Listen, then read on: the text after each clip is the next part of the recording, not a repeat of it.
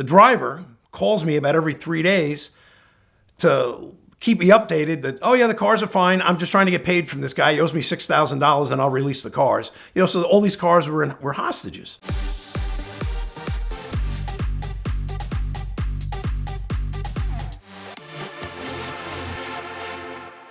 There's always been a lot of horror stories out there about transport, and a lot of them have been told from this chair alone. Being in the car business, everybody's got one. And I got two good ones. The first one is this when I was in California back in mid to early 2000s. I had a big dealership in California. And I had a customer from Maine that called me on a Bricklin SV1, bright orange, safety orange, they called it. Malcolm Bricklin was the guy behind those cars, and had it for sale. I found the car in Palm Springs. It was a 2-owner car, lightly restored, real nice, orange, tan interior, gull wing doors, everything worked on it. Put it up for sale. Like 3 days later, my phone's ringing off the hook, and this guy from Maine calls me up, says, I gotta have it. I've wanted one since I was a kid. I was like, no problem. Okay. We do a video on a car, and I sent him a video. 2 hours later, he's wiring me money. The car was $16,000, $17,000. And he goes, can you ship it? I said, yeah, we'll arrange shipping. And I got a lot of regular shippers that I use all the time. And there's always some nightmare stories in there. But if you use some of the regular guys you dealt with, it can be a little bit easier. I get one of my regular guys. He was based out of Texas. He happened to have a truck in LA. It was enclosed. And he's like, Joe, I can pick that thing up tomorrow night. I said, no problem. So shows up, picks up the car, goes in a trailer. Car's paid for. We send the title. Buyer's happy as a clam. I'm happy as a clam. Car's going down the road. Leaves. I said, when's it going to go? When's it going to get there? He goes, 5-6 days. He goes, no problem. So about 5 days go by. I get a call from my customer. He goes, hey, Joe. He goes, I'm just getting back into town. He goes, I saw the transport company that's bringing my truck. They're at a truck stop about 35 miles from my house, because I gave him the name and everything. I said, really? He goes, yeah. He goes, we saw the name, everything you told me. I was like, all right, cool. All right, makes sense. I said, well, he said he's going to be there Sunday. He goes, yeah. He goes, he called me, said he's going to be here. Sunday rolls around. I don't hear from him. Monday rolls around. I don't hear from him. I'm like, what's going on? Finally, Monday night about 7 o'clock, which is like 10 o'clock on the East Coast, I see this Maine phone number come up on my cell phone. I'm like, oh, okay, it's probably my customer. I'm like, hey, what's going on? He goes, hey, Joe, how are you? I could just tell in the tone of the voice something was bad. I said, what's up? I said, did you get the car? He goes, well, not exactly.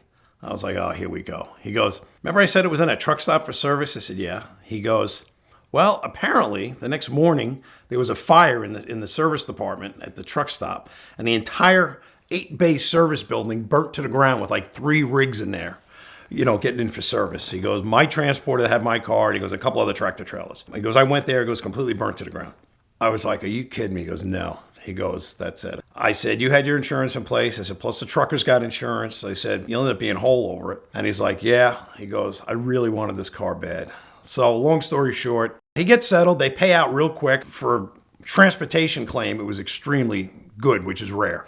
About a month later, I find another Bricklin up in South Sacramento. I put a deal together and I buy it. And this is a bright blue one, safety blue. And I immediately call my customers. I'm trying to buy this thing. I'm calling him. And he's like, all right, send me pictures. He goes, I still want one. He goes, I really wanted the orange, but I'll take it. I sell him the car. I said, how do you want to handle it? He goes, well, you're going to think I'm nuts. He goes, but I think I'm going to fly out and drive it home. I was like, nothing wrong with that. So about a week later, he shows up in San Diego, him and his son. He's got his bags and he's flies in and pick him up at the airport, comes up to the shop and looks at the car, gets in it. He wasn't there 15 minutes and he goes, see ya, I'm going to Maine. And he spent 5 days on the road across the country with his son and got the thing all the way back to Maine.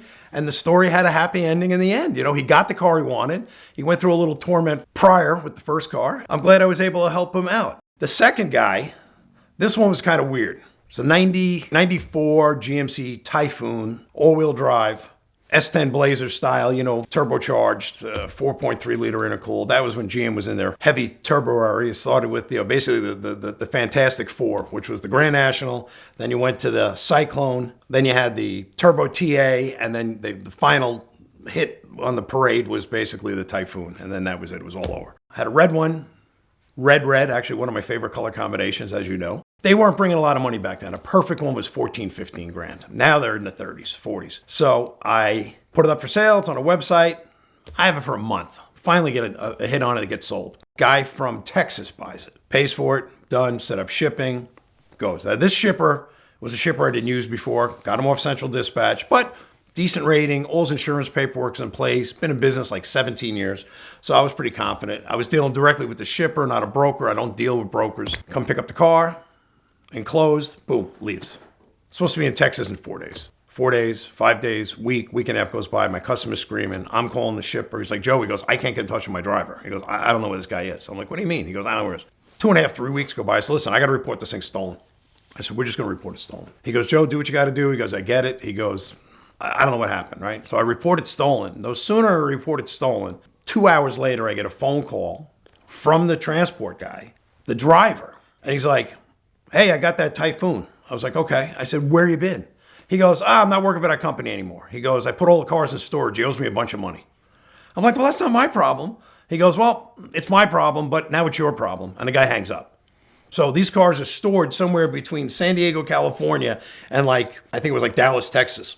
I called the guy. He goes, yeah, I know. He just called me, Joe. He said he was going to call all the customers. I was like, so what do we do? He goes, I have no idea who the car is, no idea who the guy is. He goes, I put a report in. Time goes on. Police call us. We do an incident report with them, and customer's losing his mind. He didn't put his insurance on the car yet. I always tell everybody, put insurance on before you ship it. Don't rely on the transporter. So he's fighting with the insurance from the transporter. Meanwhile, the driver calls me about every 3 days to keep me updated that, oh yeah, the cars are fine. I'm just trying to get paid from this guy. He owes me $6,000 and I'll release the cars. So all these cars were hostages. And then it goes dead. Nothing. I don't hear anything for months. The owner of the company knows what's going on. He doesn't know where his truck is. Nobody's got their cars. A year goes by. My customer finally got paid. He got settled. That was all taken care of. Actually, it was a little over a year. It was probably about a year and 2 months go by. I come into the shop one morning, and sitting in front of my gate is a red Typhoon, left front wheel flat, filthy dirty, sitting on the ground. I'm like, what are the chances? I get out and I say, yeah, this is a car. I mean, this is it, right? So open the shop up, my mechanic come out, put air in it, jump box, keys were under the floor mat, surprisingly, put it in the back. I call my customer in Texas. I'm like, hey, this is Joe from San Diego Classic. I said, you're not gonna believe this. He goes, you got the truck, don't you? I said, how do you know? He goes, I got a phone call this morning that they were bringing it back to you. I'm like, from who? He goes, I guess that driver. I'm like, this guy's whacked. So I called the transport guy, and he goes, yeah, we got a call last night. He said he was sending the cars back to wherever they came from.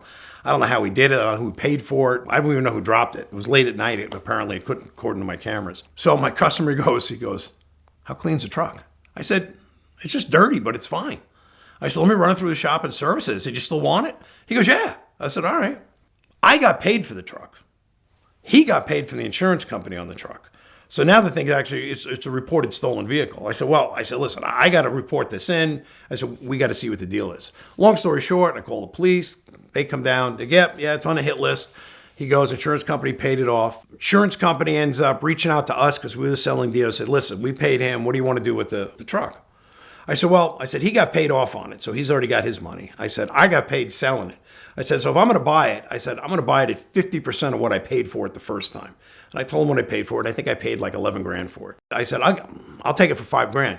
I didn't get 5 grand out of my mouth. The insurance company's like, done, it's yours. They didn't want to deal with it. He goes, here's you got a contact, send a check, play it off. He goes, we'll get you the paperwork and everything. I called my customer. I was like, you want it? He goes, yeah, but I'm not going to pay what I paid the first time. I said, look at it this way. I said, it's free money for you now. I said, I'll be honest. I paid less for it than I did the first time. I said, you give me 10.5.